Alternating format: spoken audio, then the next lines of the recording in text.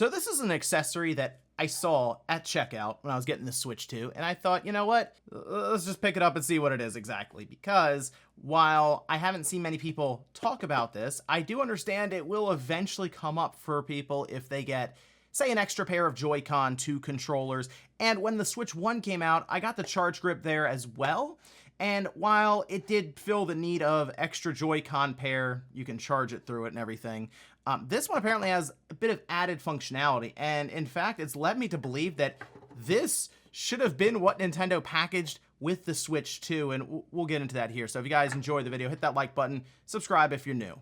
So this is the comfort grip, I think is what they call, I'm not sure, it's like the standard one that you get with the Switch 2, so that you have a spot, put your Joy-Cons here, and it's kind of like the dog face controller from the Switch 1.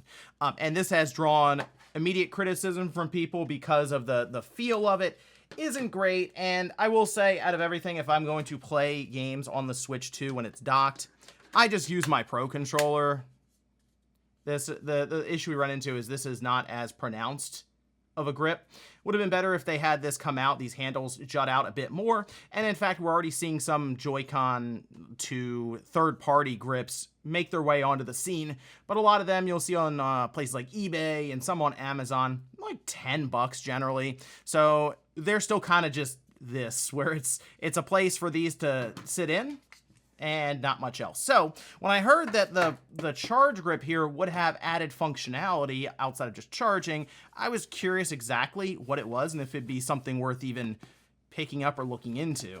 So let me pop this open. I did show this a bit during the launch night when I got back after picking them up. I will say, still nice that Nintendo actually gives charge cables with their accessories and their controllers. It's just something that we don't see every time, I'll say, with some of these different companies, right? Like Sony, if you buy a DualSense, most times you're not going to get a cable at all. So it is good still to at least see that they've kind of committed to it. Now, keep in mind, this charge grip is $40, okay? So it's not a cheap thing to technically pick this up, because the reason you'd get this is most likely since you would have an extra pair of Joy-Cons that you want to charge. Those are $95. So you start doing the math and you quickly realize you're $135 to $140, you know, like when it's all done there.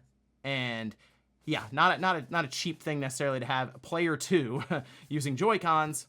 I usually then recommend get the Pro Controller course.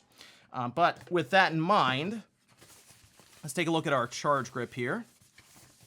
So it's not going to all of a sudden change the ergonomics, but I will say it does have that clear look to it, which I don't mind. I mean, look, so it has kind of a two-tone look then because of that, where it's very pronounced, the difference for the grip on the back here versus this one, where it's all kind of that matte black with the glossy black on the other side. Here's the interesting part about this, though, okay? While it has the same shape and then grip and functionality there, on the back, they did add the back buttons, which is kind of an interesting decision. And this is one of the reasons I think they should have just included this with the Switch 2 out of the box, because then you would have access to back buttons for most of it then. I mean, you don't have it in handheld mode, but it would be something that would be even more normalized at that point since everyone would have the grip. Or you probably could have just put the back buttons on the grip, I assume, right? Since it would be technically communicating to it. But what's interesting is this then is communicating to the controller outside of just sending power, whereas the charge grip for the Switch 1 just sent power.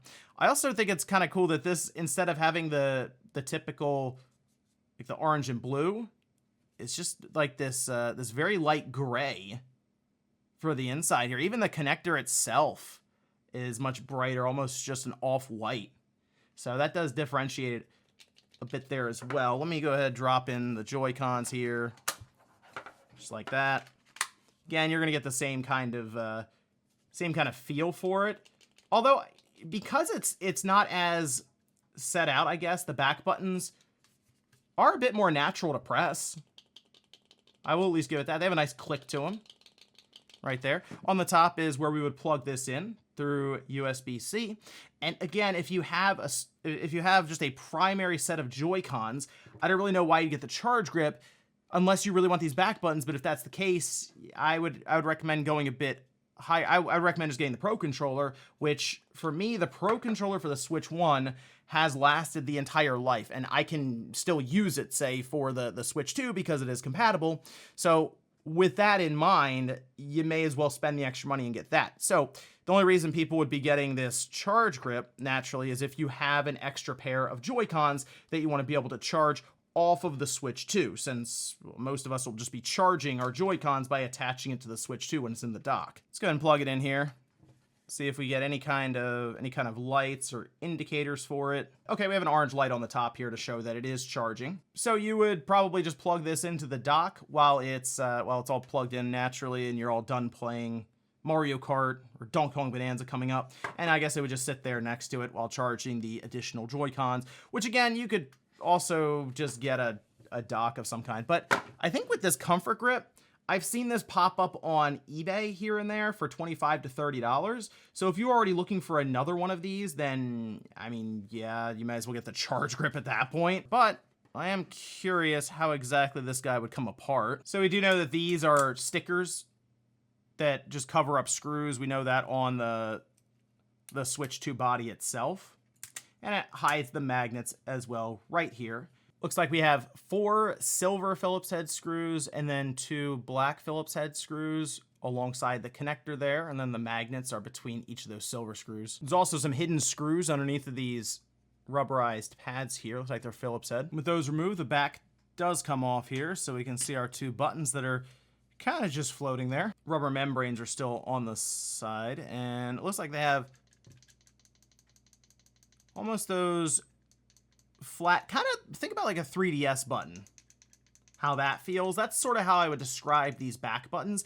And in fact, the way that they're doing it here was sort of almost a micro switch dome that would line up actually pretty well with what Nintendo's used in the past. I think that's what I prefer anyway, the back buttons to have a shorter throw. So it's just much more responsive and you don't have to move, say, the button as much to press. But we still have 4 screws here that just holds the entire grip. And it's like there's a ribbon cable running as well. And then we have 2 other screws here alongside that cable. Okay, so Nintendo wasn't messing around with these 4 screws anyway. And that's the thing I'll give them as I'm taking this apart. There are a lot of screws, and where it needs to be very secure, like these 4 here, which is just holding the entire grip, then to the charging assembly. I mean, these are some serious screws compared to all the other ones I've removed, say, from around holding the plastics together. It's pretty clear Nintendo saw this specific point, which makes sense because it's 2 pieces, as a potential failure spot. So they reinforced this thing, and they meant business when they did it. Okay, we had the 1 clip there to remove that, and now this whole thing should just open right up. Yep, there we go. So now the back plate off, and you have to go through all of that in order to remove it. So the issue you run into from the side, these connectors overlap the plastic here, so you can't just take these rails completely off. I probably could have left these railings in now that I'm looking at it. So you have to take a couple of screws out actually, because you can see that they line up here.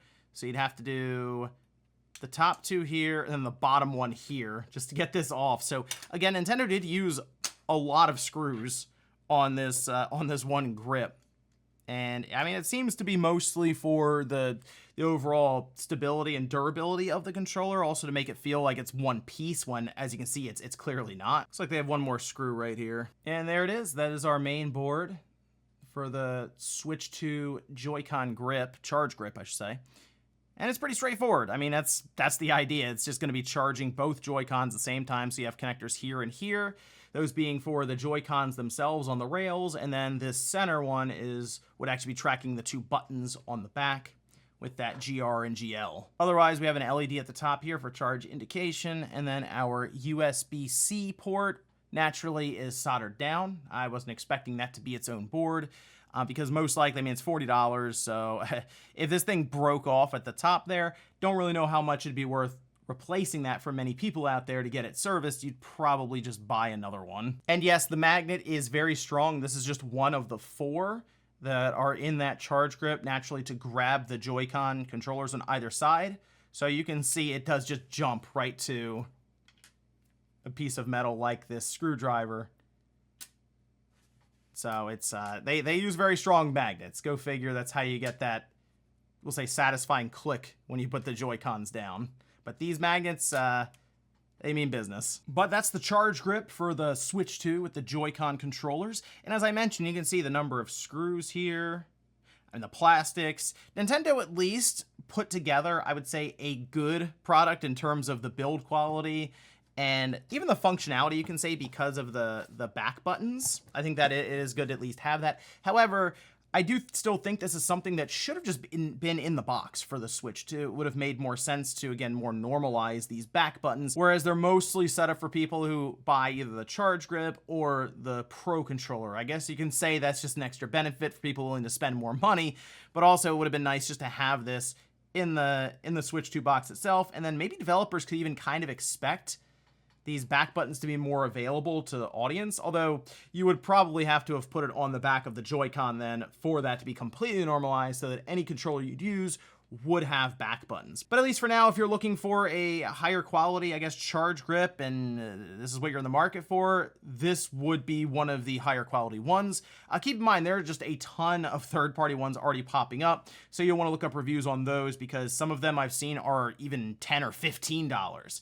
Will it give the same functionality as this? It's hard to say. I'm not sure how many of them have back buttons, for example, but let me know what you guys think about this one down below with the charge grip. Did you pick it up? What do you think about it? And do you think this is also something that should have just been in the box instead of the basic comfort grip for the Switch 2? Thanks guys for watching, and I'll see you next time.